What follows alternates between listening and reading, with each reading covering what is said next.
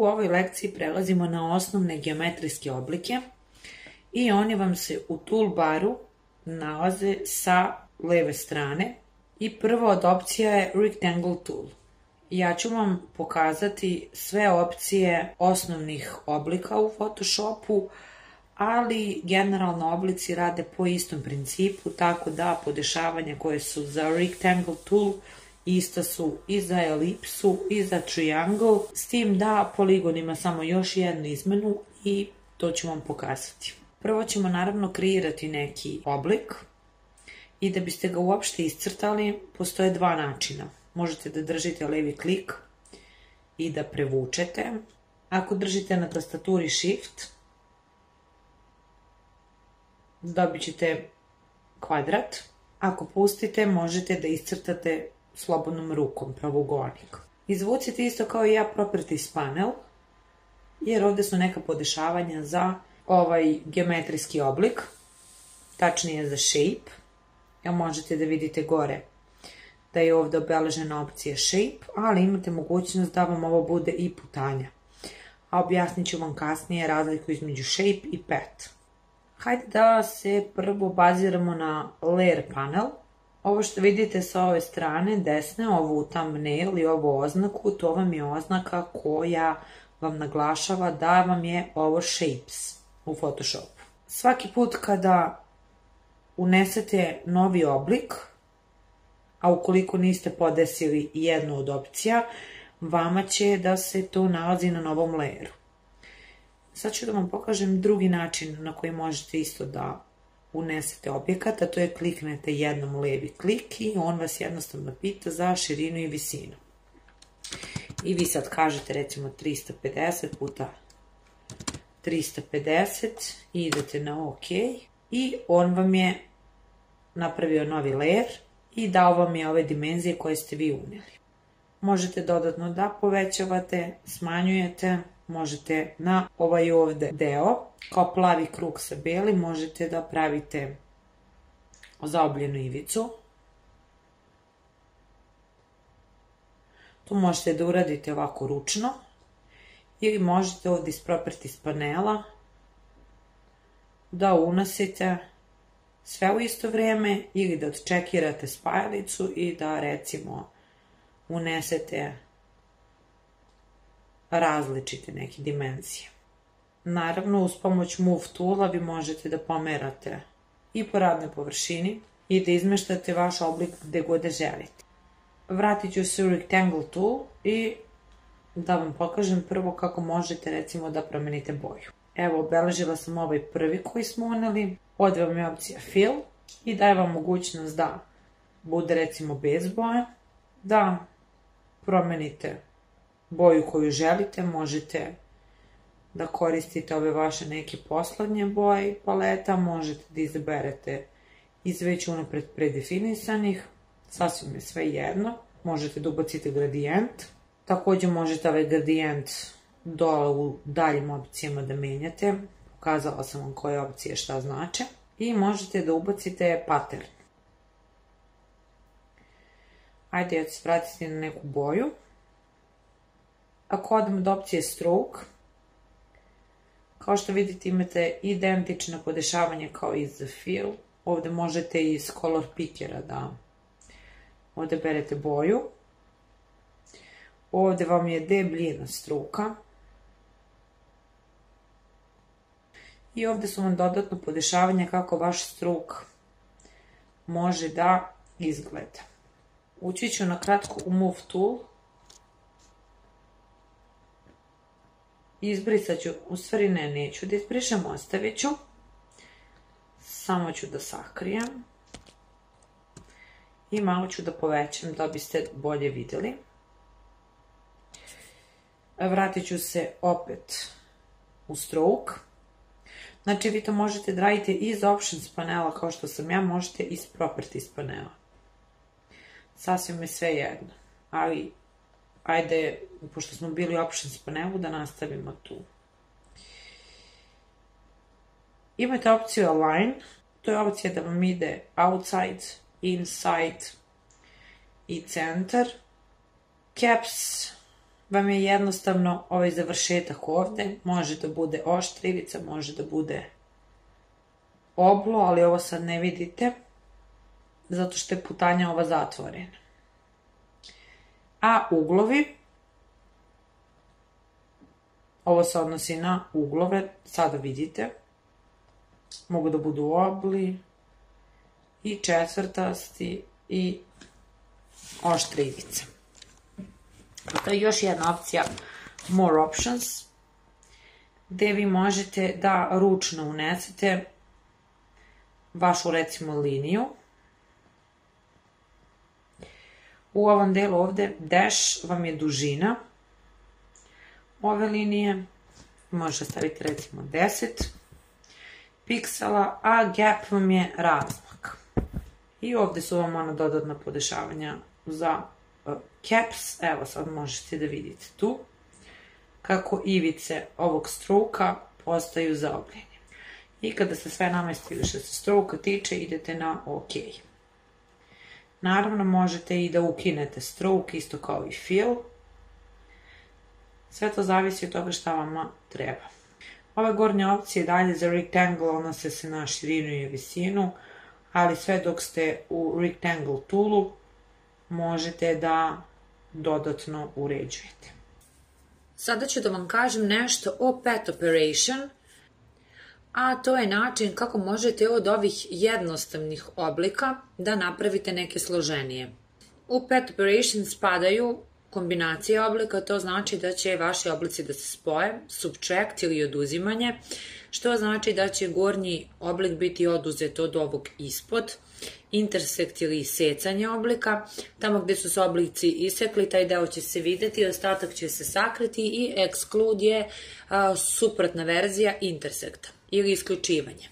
Vi znate da vam je po defaultu new layer i ako izaberem bilo koji oblik, u ovom slučaju, na primjer kao što je krug, pojavit će se u novom layeru.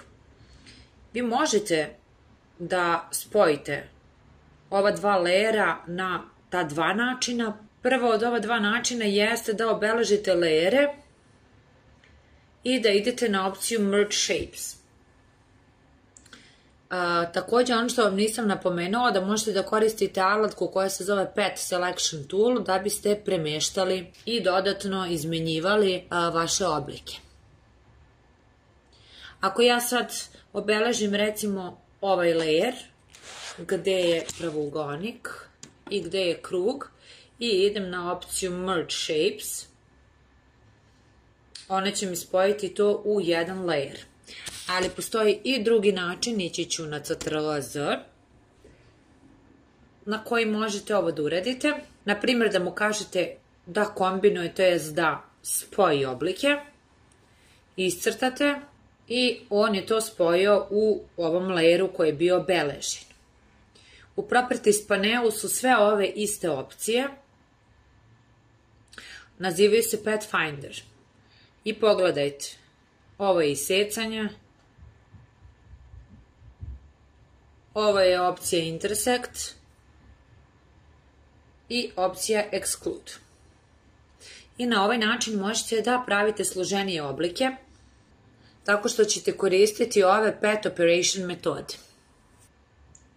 Ja ću sada da obrišem ovaj oblik. Hoću nešto da vam kažem i o Align opciji. I ona ide uz Pathfinder, tačnije uz Path Operation. Nacrtat ćemo jedan oblik. Ja ću sad odabrati Merge, to je povezivanje. I nacrtat ću još neka dva slobodna. Isključit ću na trenutak Properties. Otići ću Path Selection Tool. Vidite, kad prevučem, ja sam obeležila sva tri oblika. I recimo hoću da mi se poravnjaju po gornjoj ivici, po donjoj, po centru itd. Isto je kao i u Move Toolu. Ova opcija, znate i sami, ako vam se neki od oblika preklapaju, možete da pošaljete korak unapred, korak unazad ili skroz na vrh ili skroz u zadnji deo. Align Edge se odnosi na same ivice, može da vam bude uključeno i ne mora. Naravno, u zavisnosti šta vam treba, da li vam trebaju mekane ili oštre ivice. Ono što je bilo poenta uopšte vektora i poenta oblika je da šta god da radite, ne možete da narušite kvalitet. Da ste ovo radili sa rasterskim objektima, smanjivali i povećavali, vratit ću se u Move Tool. Recimo, sad sam smanjila, u Move Toolu sam i kada povećam opet i potvrdim, ja nisam izgubila na kvalitetu i to je ono što vektorske objekte razlikuje od rasterskih. Hajde da popričamo o ostatku oblika. Ovdje vidimo da imamo još trougao, poligonal, line i custom shape tool. Triangle tool ćemo preskočiti zato što su sva podešavanja koje se nalaze u pravouganiku i u krugu ista, identična kao u triangle. Pričat ćemo o polygonal tool, pošto se on malo razlikuje od ovih ostalih oblika. Hajde da vidimo i kako. Kao što vidite, u gornjem delu imate neke dodatne opcije. Imate da podesite broj stranica, da podesite zaokruženost, što možete da radite ručno i ovde. A sad ću da otvorim Properties panel. Hoću da ga izvučem ovde, da vam pokažem ta dodatna podešavanja za triangle. Fill je kao i sve ostalo da napravite boju. Stroke je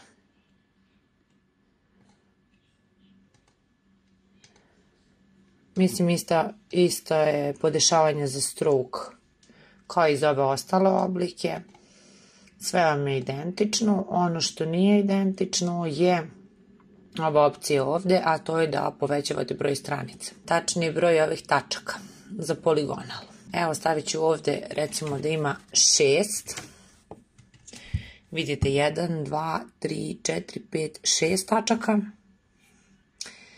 A u ovom delu ovde možete da podesite da izgleda kao zvezda. Ako stavite na 30, izgledat će ovako. Ako povećavate ovde procenta,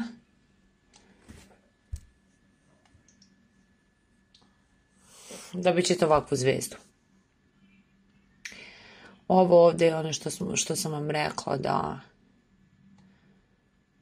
da se odnosi na same ćoškove, na same uglove i mogu da se podešavaju ručno i možda podešavate ovde Properties panelu. I ovo vam je da napravi smooth ivice. Kao što vidite, ovde su ivice oštre, pod oštrim uglom, a ovde su pod ovim ovalnim. I to je ta razlika između poligonala u podešavanjima, tačnije u Properties panelu. Ostale stvari su identične. Što se radi sa linijom? Jedina opcija koja se razlikuje u liniji je opcija Weight. I tu možete da namestite debljinu linije. Ako je 0, linija je ovakva i vi ovdje imate i fill i stroke, ali zbog težine ove linije vi to sad, koliko god zoomiramo, ne možete da vidite.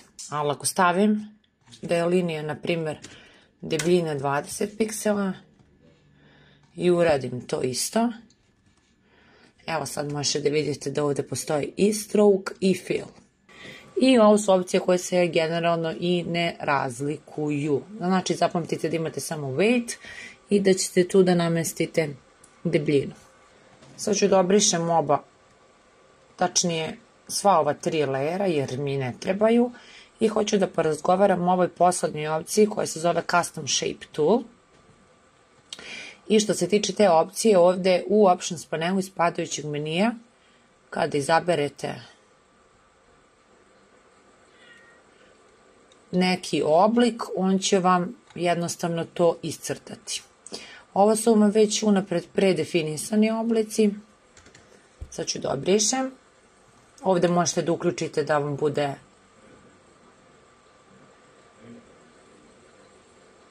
neravnomerno ili da držite shift, da vam ovaj oblik koji iscrtavate bude pravolinijski i ravnomeran. Izbrisat ću, ovo mi ne treba. Hoću da vam pokažem kako možete recimo da napravite svoj oblik kao što sam ja napravila ovdje. Kada pravite svoj oblik, morate da razumete jednu razliku, a ta razlika se odnosi na pet i na shape.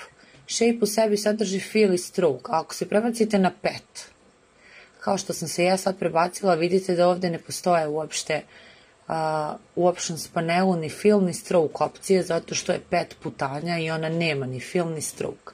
I kada pravite neki svoj oblik, pravite ga tako što ćete ga napraviti uz pomoć putanje.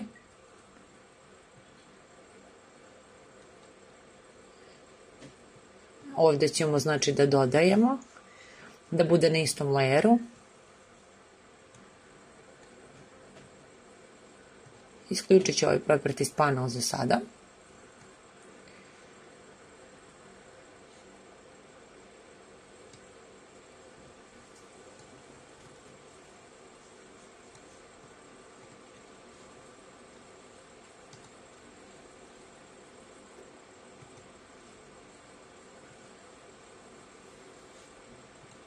I sada ćemo ovu putanju pretvoriti u shape. Idemo na edit. Idemo na define custom shape. Zvaćemo ga recimo baloni. I ćemo na OK. I kada se vratim sad ovdje u custom shape tool, ako se spustim na dole, vidjet ću da imam neka svoje dva oblika koje sam napravila sama. I pogledajte kako ću da upotrebim to. Otići ću sam na drugi tab. I hajde da upotrebim prvo, na primjer, kao putanju. Napravit ću ovu putanju. Ako držim shift, to radim ravnomerno, jer tako.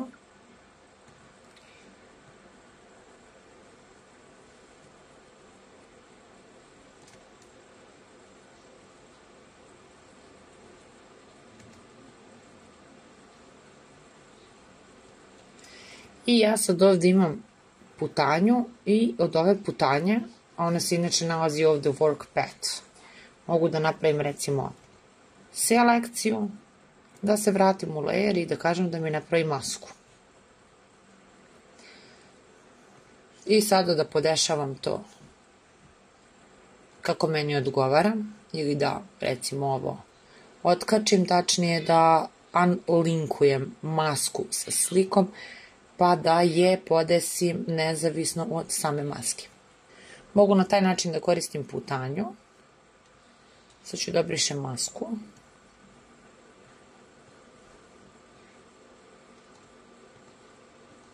A mogu da koristim i kao shape. Sad ću da napravim onaj shape tool, hoću da spustim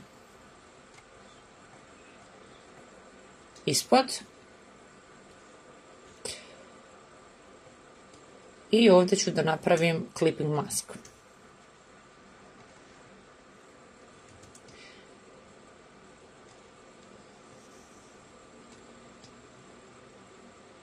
I evo recimo mogu na ovaj način da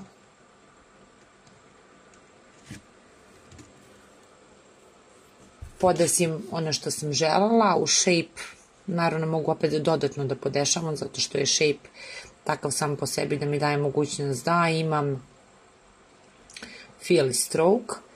Evo ja ću staviti da stroke bude neke nežno plave boje, sad ću da ga povećam da se vidi.